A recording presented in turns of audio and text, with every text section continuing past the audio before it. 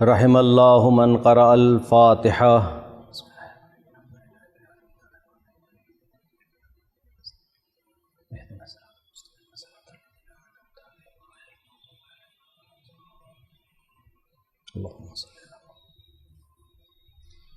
لا حول ولا قوة الا باللہ العلی العظیم۔ اعوذ باللہ من الشیطان الرجیم۔ بسم اللہ الرحمن الرحیم۔ الحمد للہ رب العالمین، والصلاة والسلام علی اشرف الانبیاء والمرسلین، سیدنا و نبینا بالقاسم محمد۔ اللہم صلی علی محمد وعلی آل بیتہ الطیبین الطاہرین المعصومین المظلومین المنتجبین المنتخبین الذین اذھب اللہ عنہم الرجس وطہرہم تطہیرا۔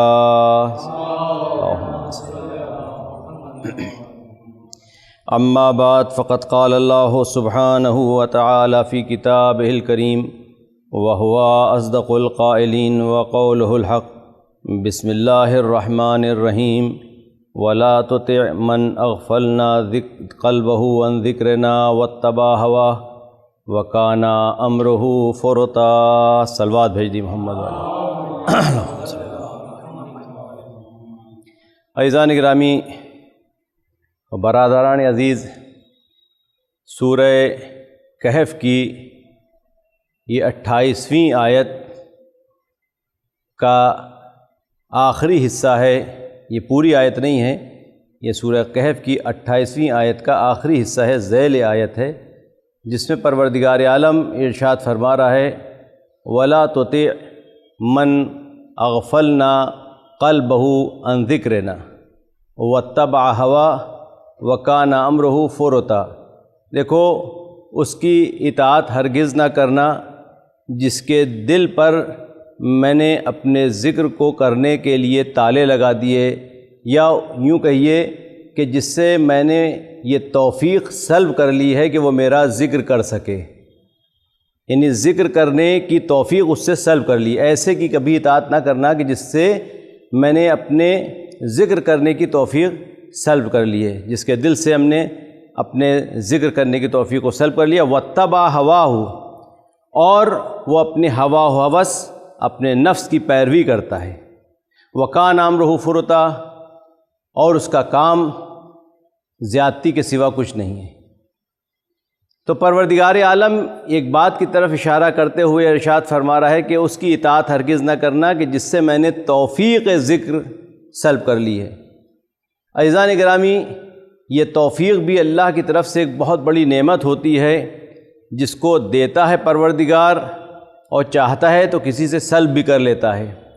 اب یہ انسان کے اعمال پر منحصر ہے کہ وہ کس طرح کا عمل انجام دے رہا ہے اور کس طرح کی حرکتیں انجام دے رہا ہے، کیونکہ انسان کا عمل اس سے توفیقات کو سلب بھی کرا دیتا ہے، اور انسان کا اچھا عمل توفیقات میں اضافہ بھی کرنے کا سبب بنتا ہے۔ امام علیہ السلام کی دعائے کمیل جب ہم پڑھتے ہیں تو اس میں دعا میں ایک فقرہ یہ بھی آتا ہے کہ اللہم اغفر لی الذنوب التی تغیر النعم، پروردگار ان گناہوں کو بخش دے کہ جو نعمتوں کو بدل دیتے ہیں۔ تو انسان کی دی ہوئی، اللہ کی دی ہوئی نعمتیں، اللہ نے جو انسان کو نعمتیں عطا کی ہیں، وہ نعمتیں کبھی کبھی چھن جایا کرتی ہیں اگر انسان گناہ کرتا ہے۔ تو امام اسی طرف اشارہ کر کے فرما رہے ہیں اللہم اغفر لی الذنوب التی تغیر النعم، پروردگار ان گناہوں کو بخش دے جو نعمتوں کو بدل دیتے ہیں۔ اللہم اغفر لی الذنوب التی تنزل البلاء، پروردگار ان گناہوں کو بخش دے جو بلاؤں کے نازل ہونے کا سبب بنتے ہیں۔ اللہم اغفر لی الذنوب التی تحبس الدعاء، پروردگار ان گناہوں کو معاف کر دے کہ جو دعاؤں کو محبوس کر دیتے ہیں، یعنی دعاؤں کو درجہ قبولیت تک نہیں پہنچنے دیتے۔ تو عزیزان گرامی، ایک شخص تھا، امیر المومنین علیہ السلام کی خدمت میں آیا اور آ کر کہنے لگا مولا میں نماز شب پڑھنا چاہتا ہوں لیکن پڑھ نہیں پاتا، میں نماز شب پڑھنا چاہتا ہوں لیکن پڑھ نہیں پاتا، وجہ کیا ہے؟ تو امام نے اس سے ایک جملہ ارشاد فرمایا انت رجل غیرت کا ذنوبک، تم ایک ایسے انسان ہو کہ جس کے گناہوں نے اس کو بدل دیا ہے۔ یعنی انسان کے گناہ جو ہوتے ہیں وہ انسان کو بدل دیتے ہیں، اس کی حیت کو بدل دیتے ہیں، اس کی شخصیت کو بدل دیتے ہیں، انسان سے اس کی توفیقات کو سلب کرا دیتے ہیں۔ تو اگر انسان گناہ پر گناہ کیے جا رہا ہے تو یہ نہ سمجھیے کہ صرف گناہ کر رہا ہے، بلکہ گناہوں کا اثر یہ ہوتا ہے کہ اس سے توفیقات سلب ہونے لگتی ہیں۔ گناہ کے سبب عذاب نازل ہوتا ہے۔ دعا میں کیا فرمایا مولا نے؟ اللہم اغفر لی الذنوب التی تنزل البلاء۔ یہ بڑا مرض جو آج کل چل رہا ہے، یہ کورونا کا مرض جو چل رہا ہے، اس کے لیے لوگ کہتے ہیں کہ دعا کریے کہ اللہ جو ہے اس عذاب سے سب کو محفوظ رکھے۔ تو عزیزان اکرامی، میں کہتا ہوں کہ یہاں پر دعا کا موقع نہیں ہے، بلکہ یہاں پر استغفار کا موقع ہے، کیونکہ انسان گناہ جب کرتا ہے کہ فردی گناہ کر رہا ہے تو فردی عذاب اس پر نازل ہوتا ہے، اجتماعی گناہ کر رہا ہے تو اجتماعی عذاب نازل ہوتا ہے۔ تو کیسے کیسے انسان نے گناہ کیے ہیں کہ جس کے سبب پروردگار عالم نے یہ عذاب نازل کیا۔ تو اس وقت عذاب کے لیے دعا نہیں ضروری ہے، بلکہ دعا کے ساتھ ساتھ استغفار بھی ضروری ہے۔ یہ موقع استغفار کا ہے کہ پروردگار وہ گناہ جو ہم سے سرزد ہو گئے ہیں، جس کی وجہ سے یہ وبا نازل ہوئی، یہ بیماری نازل ہوئی، پروردگار ان گناہوں کو بخش دے تاکہ ہم سب اس وبا اور اس بیماری سے محفوظ رہیں۔ تو عزیزان اکرامی، پروردگار عالم نے فرمایا کہ وَلَا تُطِعْ مَنْ أَغْفَلْنَا قَلْبَهُ عَنْ ذِكْرِنَا۔ دیکھو، اس کی اطاعت مت کرنا، اس کی اطاعت ہرگز نہ کرنا جس کے دل کو میں نے اپنے ذکر سے روک دیا ہے، اس سے توفیق سلب کر لی ہے، کیونکہ اللہ جس سے سلب کر لیتا ہے ذکر کی توفیق، تو یہ ذکر وہ ذکر ہوتا ہے کہ جو انسان کو آگاہ اور بیدار رکھتا ہے۔ اگر انسان ذکر کر رہا ہے تو یہ ذکر انسان کو بیدار رکھتا ہے۔ انسان کو بیدار کرنے کے لیے پروردگار عالم نے پیغمبروں کو بھیجا۔ قرآن میں سورہ ذاریات میں آیت نمبر 55 میں پروردگار عالم کیا فرماتا ہے؟ وَذَكِّرْ فَإِنَّ الذِّكْرَ تَنفَعُ الْمُؤْمِنِينَ۔ اے رسول، آپ بیان کرتے رہیے، ذکر کرتے رہیے، چاہے اس ذکر سے کوئی حاصل کرے یا نہ کرے، آپ ذکر کرتے رہیے، کیونکہ بے شک ذکر کرنا مومنین کو فائدہ پہنچاتا ہے۔ تو ذکر کرنے سے مومنین کو فائدہ ہوتا ہے، ذکر کرنے سے انسان کا ضمیر زندہ ہوتا ہے، ذکر کرنے سے، یاد کرنے سے انسان بیدار ہوتا ہے۔ تو عزیزان اکرامی، ذکر جو ہے یعنی یاد کرنا، جس کو ذکر یعنی یاد کرنا، اللہ کو یاد کرنا۔ دیکھیے، تین طرح کے لوگ ہوتے ہیں دنیا میں۔ ایک وہ کہ جس کو کہا جاتا ہے غافل، دوسرا وہ ہے کہ جس کو کہا جاتا ہے ناسی، تیسرا وہ ہے کہ جس کو کہا جاتا ہے ذاکر۔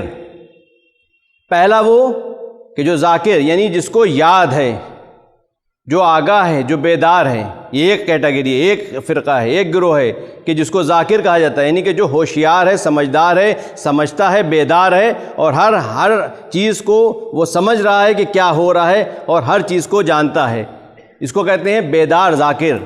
دوسرا ہے وہ غافل۔ غافل کون ہوتا ہے؟ کہ جس کو معلوم ہی نہیں کیا ہو رہا ہے۔ اب محرم شروع ہوا، کچھ وہ لوگ ہیں کہ جو محرم کا انتظار کر رہے تھے، محرم آ گیا تو محرم کے ان ایام میں ان نعمتوں کو، ان فیوزات کو حاصل کر رہے ہیں جو کربلا سے ملتے ہیں، جو سبق ہم کو ملتے ہیں۔ تو ایسے لوگ جو ذاکر ہوتے ہیں وہ کربلا سے کچھ حاصل کرتے رہتے ہیں، کربلا سے سیکھتے رہتے ہیں۔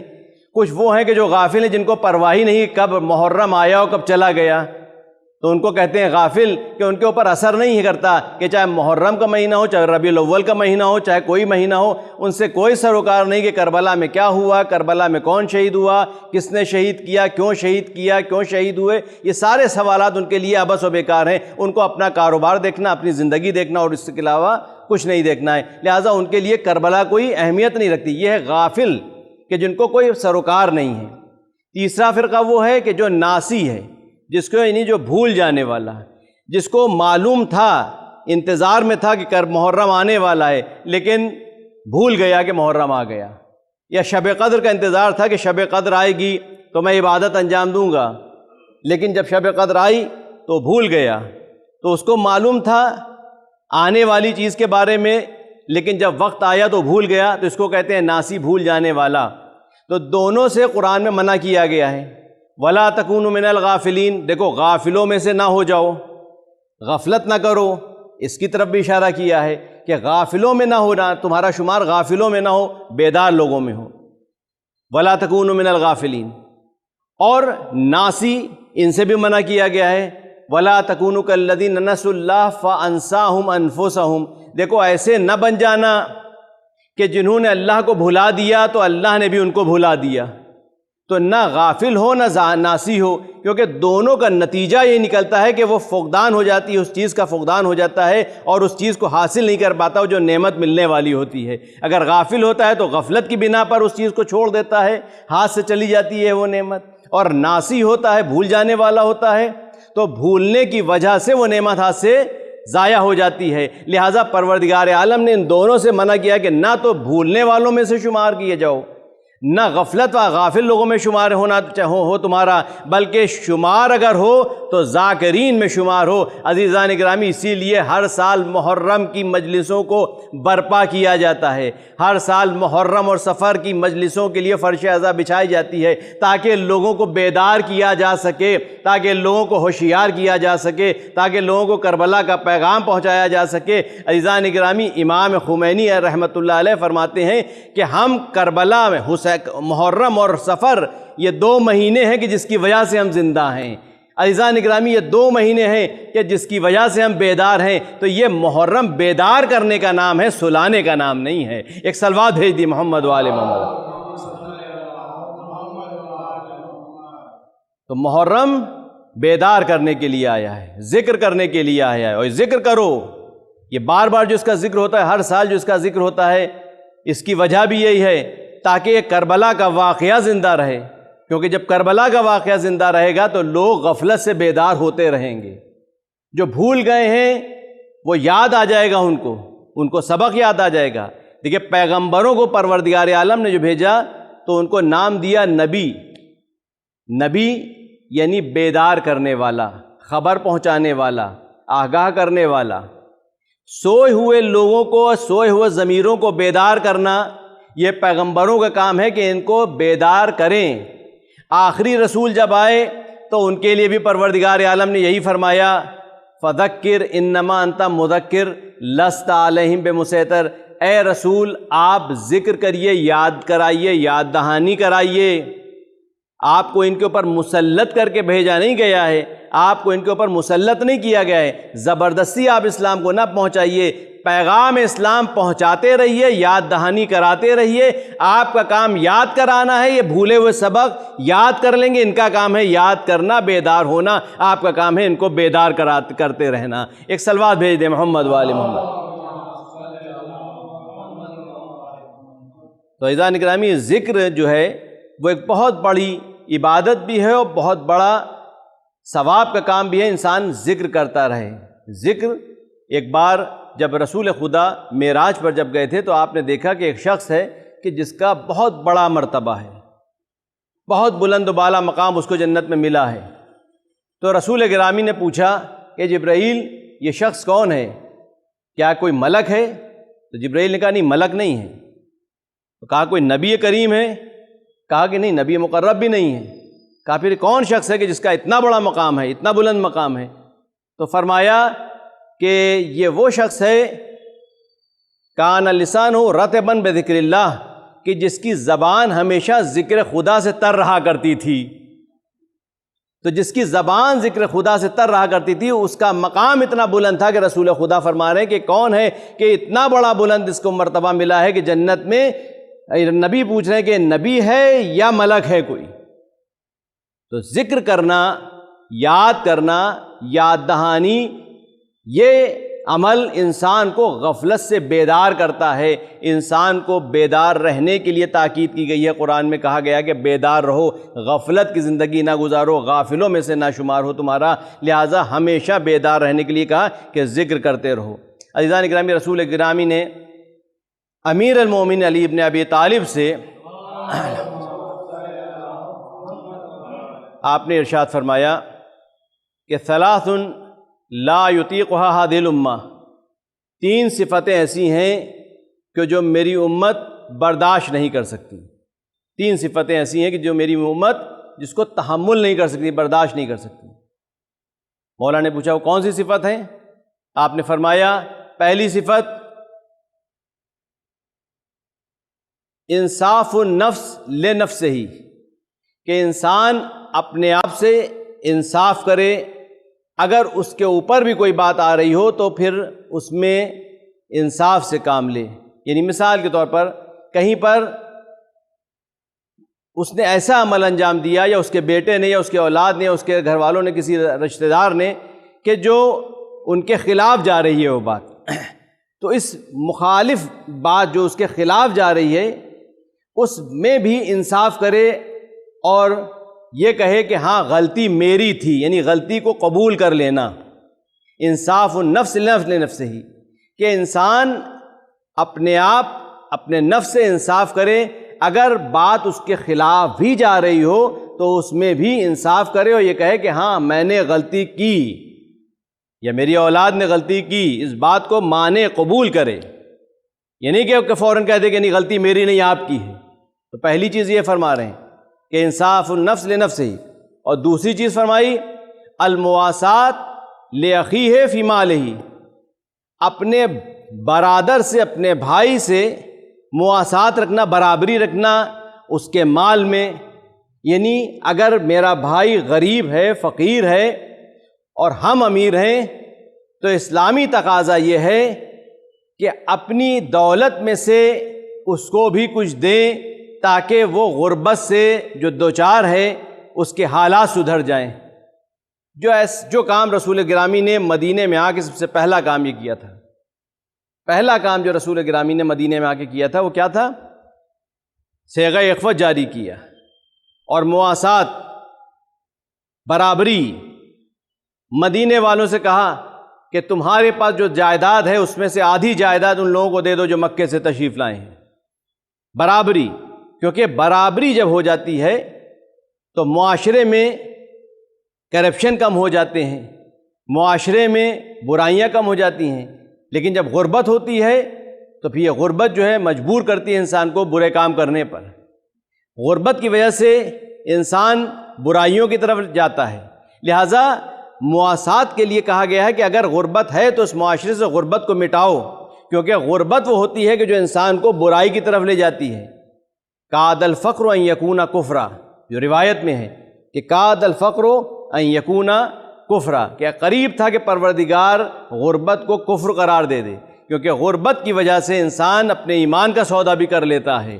لہٰذا غربت کو مٹانے کے لیے مواسات ضروری ہے۔ دیکھو اگر بھائی اگر دولت کے اعتبار سے، مال کے اعتبار سے کمزور ہے تو مومن کی پہچان یہ ہے، اس کا فریضہ یہ ہے کہ وہ اپنے بھائی سے دولت میں مواسات برتے اور اس کو اس کے غربت سے نکالے اور اس کے اسٹیٹس کو، اس کی زندگی کے جو مشکلات ہیں اس کی مشکلات کو حل کرے۔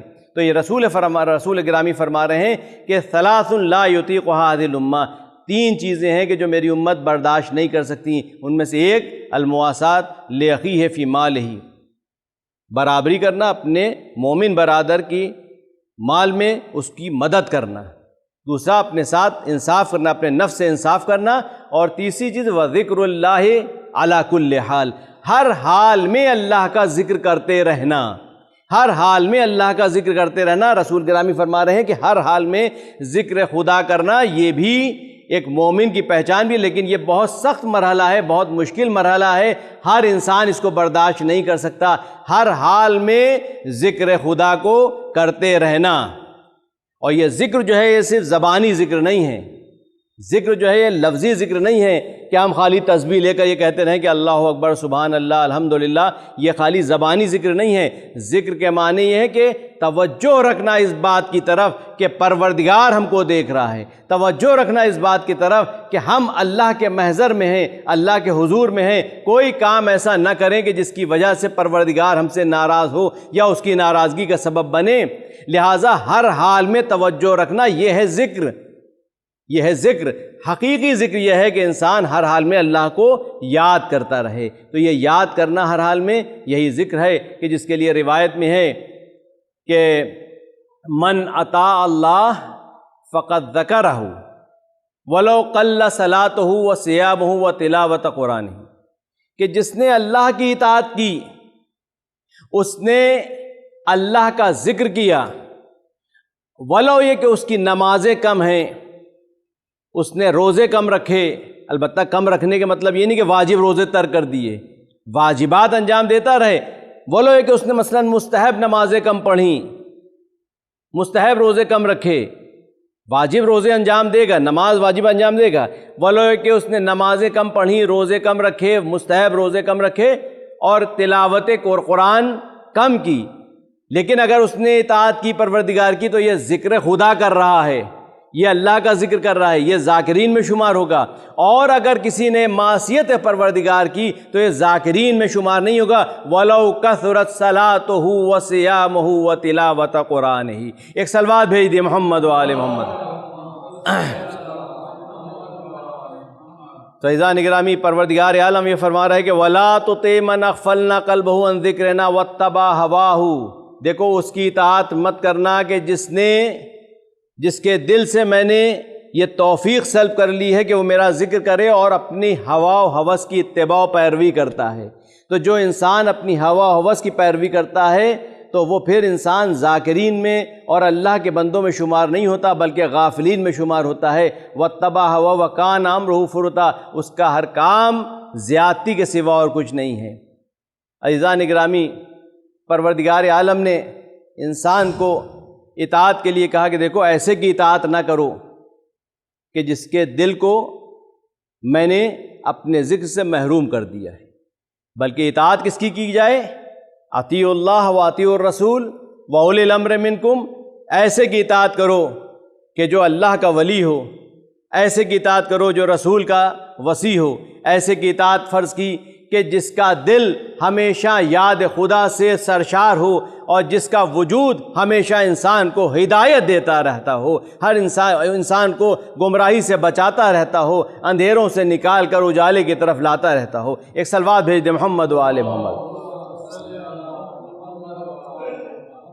لہٰذا پروردگار عالم نے انسان کو اطاعت کرنے کے لیے کہا وَلَا تُطِعْ مَنْ أَغْفَلْنَا قَلْبَهُ عَنْ ذِكْرِنَا، دیکھو ایسے کی اطاعت نہ کرو کہ جس کے قلب کو میں نے اپنے ذکر سے محروم کیا، ذکر سے اس سے سلب، اس کی توفیقات کو سلب کر لیا ہے۔ تو عزیزان گرامی، اطاعت اس کی کہ جو اللہ کا بندہ ہے، اطاعت اس کی کہ جو اللہ کے رسول کا وصی ہے، اطاعت اس کی کہ جو انسان کو گمراہی سے نکالے اور ہدایت کی طرف لے کر آئے۔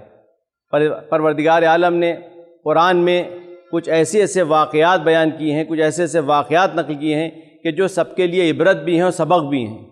ایک واقعہ ہے کہ جس میں پروردگار عالم خود ارشاد فرما رہا ہے وَاتْلُ عَلَيْهِ نَبَأَ الَّذِي آتَيْنَاهُ مِنْ آيَاتِنَا،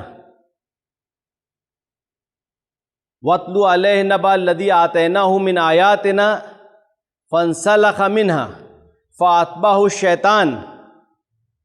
دیکھیے یہ واقعہ جو ہے یہ جناب موسیٰ کے دور کا واقعہ ہے جو میں آپ کے سامنے نقل کر رہا ہوں، جس میں پروردگار عالم فرما رہا ہے ایک ایسے شخص کے بارے میں کہ جو اس زمانے کا بڑا پارسا اور ایسا شخص تھا کہ جس کے پاس اسم اعظم جیسی طاقت تھی، اور اسم اعظم وہ ہوتا ہے کہ جس کے پاس یہ اسم اعظم ہوتا ہے وہ اس اسم اعظم کی وجہ سے جو دعا مانگے وہ دعا پوری ہو جاتی ہے۔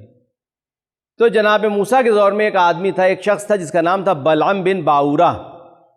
اس کے بارے میں پروردگار عالم فرما رہا ہے کہ وَاتْلُ عَلَيْهِمْ نَبَأَ الَّذِي آتَيْنَاهُ آيَاتِنَا، ان کے اوپر، ان کے لیے اس واقعے کو پڑھو، ان کو سناؤ کہ جس کو میں نے اپنی نشانیاں دے دی تھیں، لیکن کیا ہوا؟ فَانْسَلَخَ مِنْهَا، وہ اس قابل نہیں تھا کہ ان آیتوں کو، ان نشانیوں کو، جو نعمتیں میں نے دی تھیں اس کا تحمل کر سکے، برداشت کر سکے۔ فَانْسَلَخَ مِنْهَا، تو اس سے چھڑا کے وہ بھاگا۔ فَأَتْبَعَهُ الشَّيْطَانُ، اب وہ جب بھاگا تو شیطان نے اس کا پیچھا کیا۔ فَأَتْبَعَهُ الشَّيْطَانُ، شیطان نے اس کا پیچھا کیا۔ وَكَانَ مِنَ الْغَاوِينَ، اور وہ ہلاک ہونے والوں میں سے تھا۔ وَلَوْ شِئْنَا لَرَفَعْنَاهُ بِهَا وَلَكِنَّهُ أَخْلَدَ إِلَى الْأَرْضِ وَاتَّبَعَ هَوَاهُ، فَمَثَلُهُ كَمَثَلِ الْكَلْبِ إِن تَحْمِلْ عَلَيْهِ يَلْهَثْ أَوْ تَتْرُكْهُ يَلْهَثْ۔ یہ پورا واقعہ ہے کہ اللہ نے اس شخص کو بتایا کہ اس کو میں نے اپنی نشانیاں دی تھیں، اس میں عزم دیا تھا، لیکن یہ اس سے نکل بھاگا اور شیطان نے اس کا پیچھا کیا۔ دیکھیں شیطان نے اس کا پیچھا کیا، شیطان گویا کہ یوں کہوں کہ جب تک یہ اللہ کے حصار میں تھا، اللہ کی طرف سے اس کو نعمتیں بھی مل رہی تھیں، اللہ کی طرف سے اس کو اس میں عزم بھی مل گیا تھا، لیکن جب اس نے تحمل نہیں کیا اور جب یہ اس نعمت کو کا شکرانہ بجائے اس نعمت کا کفران نعمت کیا اس نے، فَانْسَلَخَ مِنْهَا، اور وہ نکل بھاگا تو شیطان نے اس کا پیچھا کیا۔ اب یہ شیطان نے اس کا پیچھا کیا کیا مطلب ہے؟ یعنی شیطان اس کے اوپر نگاہ کیے ہوئے تھا کہ آگ اس کے اوپر حملہ کرے، لیکن کیونکہ یہ اللہ کا اسم اعظم اس کے پاس تھا اور یہ اللہ کا نیک بندہ تھا، لیکن جب یہ نکل بھاگا اس حصار سے تو شیطان نے اس کا پیچھا کیا۔ فَأَتْبَعَهُ الشَّيْطَانُ فَكَانَ مِنَ الْغَاوِينَ، تو جب شیطان نے اس کا پیچھا کیا تو یہ ہلاک ہونے والوں میں سے ہو گیا۔ یہاں پر کہنے کا مقصد یہ ہے کہ شیطان جو ہے وہ کسی کو زبردستی گمراہ نہیں کرتا، بلکہ یہ انسان ہوتا ہے کہ جو شیطان کو خود دعوت دیتا ہے۔ قرآن میں اس محشر کو بیان کیا ہے، محشر کے وقت کو، قیامت کے روز کو بیان کرتے ہوئے فرمایا ہے کہ جب لوگ گناہگار لوگ شیطان کا گریبان پکڑیں گے اور یہ کہیں گے کہ تم نے مجھے گمراہ کر دیا، تو شیطان کیا کہے گا؟ ما کان علی علیکم من سلطان الا ان دعوتکم فاستجبتم لی، کہ میرا تمہارے اوپر کوئی تسلط نہیں تھا مگر یہ کہ میں نے تم کو دعوت دی اور تم نے اس دعوت کو قبول کر لیا۔ تو شیطان نے زبردستی کسی کو گمراہ نہیں کیا۔ قیامت کے دن وہ اپنا پلہ جھاڑ لے گا، دامن چھڑا لے گا، کہے گا کہ میں نے تم کو صرف دعوت دی تھی، الا ان دعوتکم فاستجبتم لی، تم نے میری دعوت پر لبیک کہا، تم آ گئے میرے دام میں پھنس گئے۔ تو یہ شیطان دعوت دیتا ہے۔ اب یہ دعوت دینے کے طریقے اس کے الگ الگ ہیں جو خود بیان کرتا ہے۔ لَأَقْعُدَنَّ لَهُمْ صِرَاطَكَ الْمُسْتَقِيمَ، اے پروردگار میں تیرے سیدھے راستے پر بیٹھ جاؤں گا۔ وَلَأُزَيِّنَنَّ لَهُمْ، اور ان کے لیے زینت دوں گا، یعنی گناہوں کو، برائیوں کو میں زینت دوں گا اور خوبصورت بنا کر پیش کروں گا۔ وَلَأَمُرَنَّهُمْ، اور ان کو گناہ کی طرف آمادہ کروں گا۔ یہ اس کے چیلنج ہیں۔ اس نے جو کہا تھا جب جنت سے نکالا جا رہا تھا، جب آسمان سے اس کو نیچے اتارا جا رہا تھا، تو یہ کہتا ہوا اترا تھا کہ میں تیرے سیدھے راستے پر بیٹھ کر لوگوں کو بہکاؤں گا۔ اور کس طرح سے بہکاؤں گا؟ کبھی ان کے لیے گناہوں کو مزین کر دوں گا، خوبصورت بنا دوں گا۔ آج بھی ہم اگر کوئی چیز خریدنے جاتے ہیں تو اگر وہ فٹ پاتھ پر بک رہی ہوتی ہے تو اس کی کوئی قیمت نہیں ہوتی، لیکن وہی چیز اگر ہم بہت اچھے مال میں، بڑے اچھے شو روم میں جا کر خوبصورت سجا کر رکھ دیں اور اس کے اوپر چار طرف سے لائٹ ماریں تو جو روشن ہوگی، مزین ہو جائے گی، خوبصورت ہو جائے گی، دیکھنے والوں کی نگاہوں میں آئے گی۔ تو یہی چیز جو فٹ پاتھ پہ جس کی کوئی قیمت نہیں تھی، جب شو روم میں، کسی شو روم میں چمکدار چمک دمک جہاں ہوتی ہے وہاں پر اس کو رکھا جاتا ہے، تو یہ وہی چیز جو ہوتی ہے وہ اپنی چمک دکھانے لگتی ہے اور لوگوں کی آنکھیں خیرہ ہونے لگتی ہیں، اس کی قیمت بڑھ جاتی ہے۔ شیطان کا کام بھی یہی ہے کہ وہ گناہوں کو اس طرح سے خوبصورت بنا کر پیش کرتا ہے کہ انسان اس کے دھوکے میں، اس کے دام میں پھنس جاتا ہے۔ عزیزان گرامی، جب جناب یوسف دام شیطان میں پھنس جاتے اگر وہ حقیقت گناہ کو نہ دیکھتے ہوتے۔ انہوں نے حقیقت گناہ کو دیکھا تھا کہ اس گناہ کی حقیقت کیا ہے۔ معصومین جو گناہوں سے بچ گئے، معصومین جو معصوم کہلاتے ہیں، گناہوں سے پاک کہلاتے ہیں، وہ اسی وجہ سے کیونکہ وہ گناہ کی حقیقت کو پہچانتے ہیں۔ عزیزان گرامی، جب انسان پارسا ہوتا ہے، ذکر خدا کرتا ہے، اللہ کی یاد میں رہتا ہے اور ہر وقت اللہ کو یاد کرتا ہے، تو پھر یہی یاد خدا ہوتی ہے کہ جو انسان کو بیدار بھی کرتی ہے اور انسان کو اس مرتبے تک پہنچا دیتی ہے کہ وہ حقائق شناس بن جاتا ہے، برائی کو سمجھنے لگتا ہے، گناہ کی حقیقت کو سمجھنے لگتا ہے کہ گناہ کیا ہے اور گناہ کی حقیقت کیا ہے۔ لہٰذا یہ ذکر خدا انسان کو بیدار رکھتا ہے اور گناہوں سے دور رکھتا ہے۔ ایک صلوات بھیج دی محمد و آل محمد۔ تو عزیزان اکرامی، وہ بلعم بن باورا جو تھا، اس کو شیطان نے اپنی گرفت میں لے لیا۔ کیوں؟ اس لیے کہ وہ اللہ کی ولایت سے نکل گیا اور شیطان کی ولایت کو قبول کر لیا۔ قرآن میں یہ بھی ذکر آیا ہے کہ لیس سلطانہ علی الذین آمنوا علی ربہم یتوکلون، کہ اللہ شیطان کا کوئی تسلط کسی پر نہیں ہے جو ایمان رکھتا ہے اور اللہ پر بھروسہ رکھتا ہے۔ پھر کس کے اوپر سلطان، کس کے اوپر اس کا تسلط ہے، کس کے اوپر اس کا قابو ہے؟ بس کس پر چلتا ہے؟ شیطان کا بس اس پر چلتا ہے کہ جو قرآن بیان کر رہا ہے انما سلطانہ علی الذین یتولونہ، بس شیطان کا بس اس پر چلتا ہے کہ جو خود شیطان کی ولایت کو قبول کر لیتے ہیں، جو خود شیطان کی ولایت کو قبول کر لیتے ہیں ان کے اوپر شیطان کا بس چلتا ہے۔ یعنی شیطان خود اپنی گرفت میں نہیں لیتا ہے، جب انسان خود ولایت خدا سے خارج ہوتا ہے اور ولایت شیطان کی طرف بڑھتا ہے اور شیطان کی ولایت کو قبول کرتا ہے تو بس شیطان کا بس اسی پر چلتا ہے۔ لہٰذا پروردگار نے پہلے ہی مرحلے میں کہہ دیا ان کی اطاعت مت کرو کہ جو ذکر خدا سے محروم ہیں، بلکہ ان کی اطاعت کرو کہ جو ذکر خدا بھی کرتے رہتے ہیں اور ذکر خدا کی بقا کے لیے ہر وقت کوشاں رہتے ہیں، جن کو ہم نے اپنا ہادی اور رہنما بنا کر بھیجا ہے، کہ جن کے چہرے کا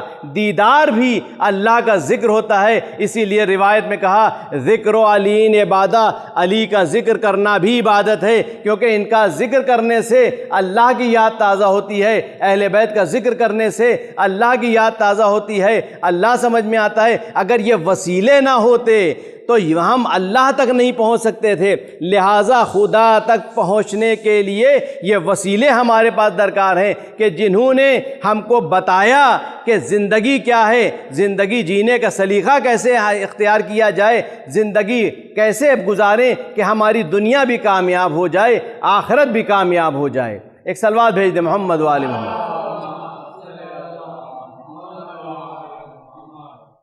وَلَا تَكُنْ کالذین نسوا اللہ فانساہم انفسہم، دیکھو ان جیسے نہ بن جانا کہ جنہوں نے اللہ کو بھلا دیا تو اللہ نے پھر ان کو بھلا دیا۔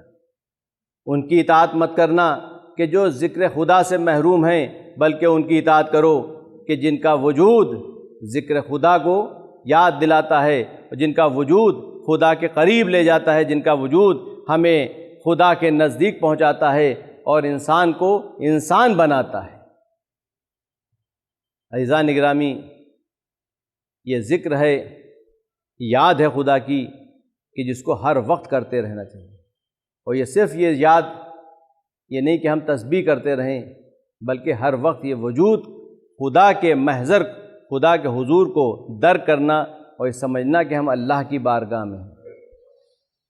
اور پیغمبروں نے بھی آ کر ہمیں ہر وقت خدا کے بارے میں اس لیے بتایا کہ انسان اپنے جینے کے مقصد کو سمجھے، انسان غلام نہ رہے۔ پیغمبروں کو اللہ نے اسی لیے بھیجا کہ انسان بیدار ہو، رسم و رواج اور دنیاوی جو رسمیں، دنیاوی جو پستیاں ہیں جس میں وہ گرفتار رہتا ہے، ان تمام چیزوں سے انسان آزاد ہو جائے۔ لہٰذا قدم بقدم ہر وقت یاد دہانی کرانا، ذکر کرانا۔ فذکر ان الذکر فإن الذکر ینفع المؤمنین، ذکر کرو کیونکہ ذکر کرنا مومنین کو فائدہ پہنچاتا ہے۔ ہر وقت اچھی باتوں کو بیان کرنا، یہ ہم فرش عزا جو بچھاتے ہیں، یہ محرم میں مجلسیں برپا کرتے ہیں، اس کی وجہ یہی ہے کہ ہر وقت جب ذکر حسین ہوتا رہے گا تو ذکر حسین خود نفسوں کو بیدار کرتا ہے، ذکر حسین خود انسانوں کو انسان بناتا ہے، گمراہوں کو راہ دکھاتا ہے، بے راہ روی میں چلے جانے والوں کو راستہ دکھاتا ہے، اندھیروں میں جو راستہ گم کر چکے ہیں ان کو ہدایت دیتا ہے۔ حسین وہ چراغ ہیں، وہ ہدایت کا چراغ ہیں کہ جو انسانوں کو گمراہی سے بچانے کے لیے آئے۔ ہاں عزیزان گرامی، اسی لیے ہم دیکھتے ہیں کہ پروردگار عالم کا یہ نمائندہ جب کربلا جا رہا تھا تو کربلا میں امام حسین علیہ السلام کو روکنے والا ایک ایسا شخص تھا کہ جس نے راستے میں حسین کو روکا، قافلہ روکا، اور لجام فرس پر ہاتھ رکھ کر کہا کہ ہم آپ کو کوفہ نہیں جانے دیں گے۔ تو عزیزان گرامی، امام حسین علیہ السلام نے وہاں پر ایک جملہ ارشاد فرمایا، ثقلت کا امک، حر سے کہا ثقلت کا امک، اے حر تمہاری ماں تمہارے غم میں بیٹھے۔ یہ جملہ جب حسین ابن علی نے فرمایا تو جناب حر نے جواب نہیں دیا، بلکہ یہ کہا کہ اے حسین کوئی اور ہوتا تو میں اس کی ماں کا نام لے لیتا، لیکن میں آپ کی ماں کی عظمتوں کو جانتا ہوں، میں آپ کی ماں کی عظمتوں کو پہچانتا ہوں، ان کی کیا منزلت تھی، ان کا کیا مقام تھا۔ عزیزان گرامی، یہ معرفت سیدہ تھی کہ جس کی وجہ سے حر بن گئے۔ یوں کہوں کہ جب کربلا کا وہ میدان سامنے آیا کہ جہاں دن گزرتے جا رہے تھے، اور ایک وقت وہ آتا ہے کہ جب عاشور کا دن نمودار ہوتا ہے، جب عاشور کا دن نمودار ہوتا ہے تو یزید کی فوج کی طرف سے دیکھا کہ ایک گھوڑے سوار چلا آ رہا ہے، تو اب حبیب ابن مظاہر نے تمام ساتھیوں کو اکٹھا کیا اور یہ کہا کہ دیکھو شاید یہ حملہ کرنے کی فراغ میں آ رہے ہیں، حملہ کرنے آ رہے ہیں، کہیں ایسا نہ ہو کہ بنی ہاشم کے نوجوان کو کوئی غضن پہنچے، کوئی تکلیف پہنچے، لہٰذا آمادہ ہو جاؤ۔ عزیزان گرامی، بس حر قریب آتے ہیں اور آ کر اپنے کو گرا دیتے ہیں۔ حسین کے پاس جب پہنچتے ہیں تو حسین کے قدموں پہ اپنے کو گرا دیتے ہیں۔ جب حسین کے قدموں پر اپنے کو گرا دیتے ہیں تو امام مظلوم کربلا ایک طرح سے انجان بن کے احساس شرمندگی کو کم کرنے کے لیے، کہ حر شرمندگی کا جو احساس کر رہے تھے اس کو کم کرنے کے لیے فرماتے ہیں کون ہے؟ تو جناب حر کہتے ہیں کہ آقا جب تک ہمیں معاف نہ کریے گا ہم سر نہ اٹھائیں گے، جزاکم ربکم۔ یہ حر تھے جس کو اس طرح سے فرمایا ہے کہ جب حر کا گناہ شاہ امم نے بخشا، قطرے کو شرف بحر کرم نے بخشا، گردوں سے صدا آئی کہ سبت نبی، تو نے جسے بخشا اسے ہم نے بخشا۔ ہاں عزاداروں، حسین کا یہ سپاہی حر، جس کا نام حر تھا، یہ سردار تو تھا لیکن غلام تھا، یہ سردار تو تھا لیکن اسیر تھا۔ اس کو حسین نے خرید کر آزاد کر دیا، حسین نے اس کو سبق عبودیت سکھایا۔ جب یہ حسین کی بارگاہ میں پناہ میں آ گیا تب اس کو احساس ہوا، تب سمجھ میں آیا کہ عبودیت کس کو کہتے ہیں۔ جب اللہ کا بندہ بن گیا تب یہ آزاد ہو گیا۔ ہاں آزاداروں، جب یہ حر آیا ہے حسین کے پاس، آقا میں آپ سے معافی مانگنے آیا ہوں، کیونکہ جتنا بھی کربلا کا واقعہ ہو رہا ہے، جو پیاس کی آوازیں بلند ہو رہی ہیں، یہ آپ کے بچے جو پیاس، ہائے پیاس کا نعرہ بلند کر رہے ہیں، ان سب کا گناہگار میں ہوں۔ ہاں عزاداروں، یہ رحمت للعالمین کا نواسہ تھا۔ عزاداروں، اگر اللہ کی رحمت کو سمجھنا ہے تو رسول اللہ کی رحمت کو دیکھ لو، اگر رسول اللہ کی رحمت کو سمجھنا ہے تو حسین ابن علی کے رحمت کو دیکھ کر، جلوے کو دیکھ کر سمجھ جانا کہ خدا کتنا رحیم ہے، کہ جس کا نمائندہ اتنا رحیم ہے، اتنا رحم کرنے والا ہے، کہ جتنا بڑا جرم حر نے کیا تھا کربلا میں، یزیدی لشکر میں اتنا بڑا جرم کسی نے نہیں کیا تھا۔ یہ سارے مصائب جو کربلا میں گزر رہے تھے یہ حر کی وجہ سے تھے۔ یہ حسین کو کربلا میں لانے والا حر، ارے پیاس، ہائے پیاس کی صدائیں جو بلند ہو رہی تھیں، یہ جب پانی بند ہونے کے لیے میٹنگ ہو رہی تھی، یا پانی بند ہونے کے لیے یہ کوششیں کی جا رہی تھیں، تو وہاں پر بھی حر موجود تھے، اور حر نے یہ اپنے اندر یہ تئیں احساس کر لیا، ان کا ضمیر زندہ ہو گیا۔ عزاداروں، بس میں سمجھتا ہوں کہ وہ جملہ جو حر نے فرمایا تھا کہ میں آپ کی ماں کی عظمت کو سمجھتا ہوں، اس جملے نے حر کو آزاد کر دیا۔ آزاداروں بس حسین کا یہ سپاہی کہتا ہے کہ آقا جب تک آپ معاف نہ کریں گے میں سر نہ اٹھاؤں گا۔ عزیزان گرامی حسین نے معاف تو کیا،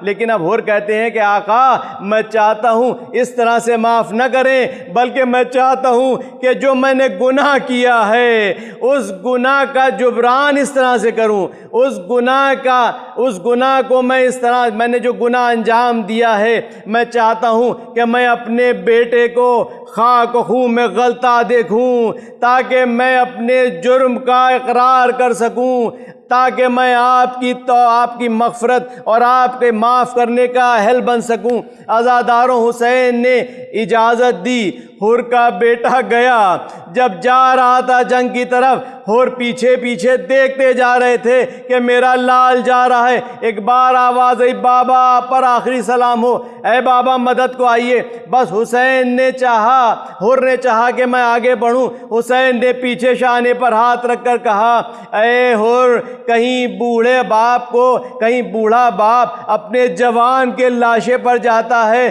عزاداروں ابھی تو حسین نے حر کو تسلی دے کر روک دیا کہ جوان کے لاشے پر بوڑھا باپ نہیں جاتا، لیکن ہائے وہ وقت جب علی اکبر آواز دے رہے تھے اے میرے بابا پر آخری سلام ہو۔ عزاداروں اب حسین کس کو بلائیں؟ اے حر آ کر دیکھو، تم جب اپنے جوان کے لاشے پر جا رہے تھے تو حسین نے تمہیں روک دیا تھا، لیکن ہائے میرے مولا حسین کی مظلومیت کہ اب حسین کا لال آواز دے رہا ہے اے میرے بابا پر آخری سلام ہو۔ ارے حسین نے عجب نہیں اپنے دائیں بائیں جانب دیکھا، اے میرے شیروں، اے عباس، علی اکبر آ کر دے، اے عباس، اے قاسم دیکھو میرا لال آواز دے رہا ہے۔ عزاداروں پر روایت کہتی ہے کہ حسین نے اپنی کمر پکڑی، آواز دیتے جا رہے ہیں